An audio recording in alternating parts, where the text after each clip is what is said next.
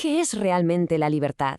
Quizás sea una de las preguntas más profundas que existen. Pues bien, hoy vamos a explorar una de las cartas más apasionadas de todo el Nuevo Testamento, la Carta a los Gálatas, para buscar respuestas, y lo haremos con la ayuda del detallado comentario exegético de Samuel Pérez Millos.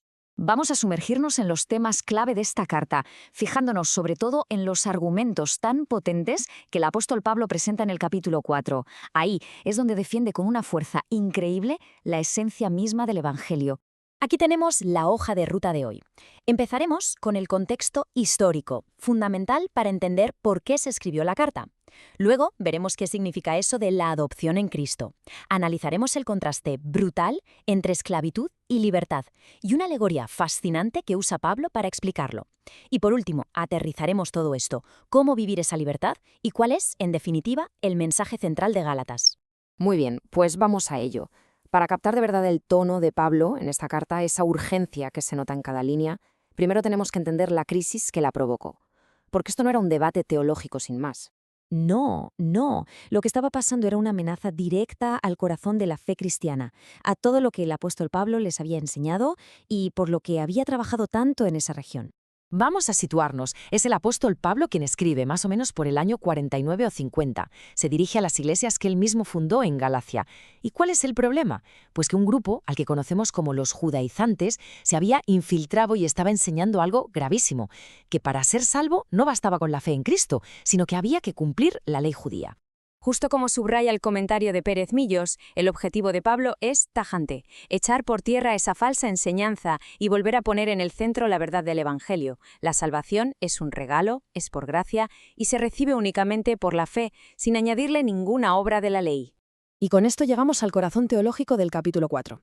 Aquí Pablo va a usar un concepto que lo cambia todo, la idea de la adopción. Pablo empieza con una analogía muy fácil de entender en su época, la de un joven heredero. Imagínense, aunque legalmente es el dueño de una fortuna inmensa, mientras es menor de edad, su día a día no es muy diferente al de un esclavo. Vive bajo tutores, tiene que obedecer, no disfruta aún de su herencia en libertad. Y aquí, justo aquí, está el punto de inflexión. La venida de Cristo es como la mayoría de edad de ese heredero, marca el fin de esa etapa de niñez espiritual bajo la tutela de la ley. Gracias a Cristo, los creyentes pasan a un estatus completamente nuevo, el de la adopción, el de ser hijos de Dios con plenos derechos.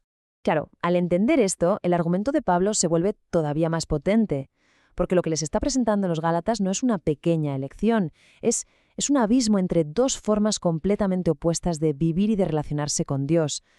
Fíjense en el contraste. Por un lado, la esclavitud bajo la ley, un estado de inmadurez, de estar atado a obras, a rituales, una relación basada en el temor. Por otro lado, la libertad en Cristo, un estado de filiación, de ser hijos, de ser herederos, una relación de intimidad tan profunda que podemos llamar a Dios Abba Padre, guiados ya no por una ley externa, sino por el Espíritu. Esto nos ayuda a entender la angustia de Pablo, su asombro, es que no se lo podía creer, que los Gálatas, después de haber sido liberados y hechos hijos, estuvieran siquiera considerando la posibilidad de volver a la esclavitud de la ley. Para él, era como si todo su trabajo hubiera sido en vano. Para que este contraste se les quede grabado a fuego, Pablo no se queda solo en la teología abstracta. No, utiliza una de las herramientas más poderosas que tiene, una alegoría sacada directamente del Antiguo Testamento. Echa mano de una historia que todos sus lectores conocían perfectamente, la historia de los dos hijos de Abraham, que nacieron de dos madres muy diferentes, y usa esta historia como un espejo perfecto de los dos pactos. La ilustración es magistral. Agar, la esclava, da a luz a Ismael según el esfuerzo humano, según la carne. Ella representa el pacto de la ley, el del Sinaí, que al final solo produce esclavitud. En cambio, Sara, la mujer libre, da a luz a Isaac por el poder de la promesa de Dios.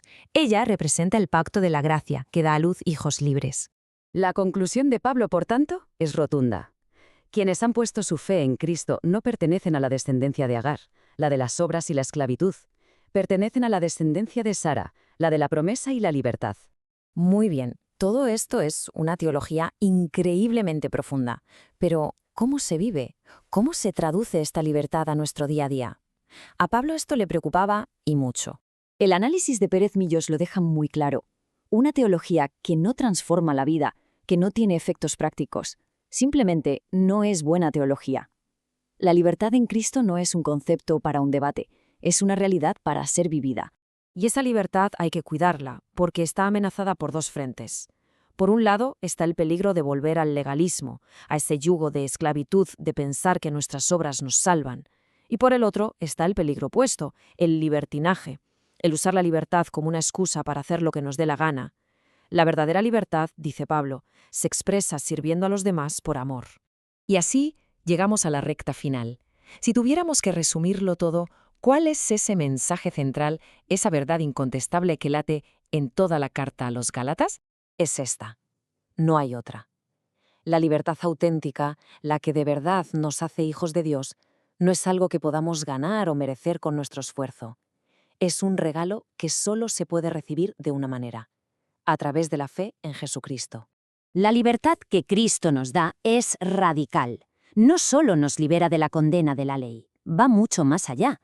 Nos cambia de estatus, nos eleva de una posición terrenal a una celestial, sentados juntamente con Él.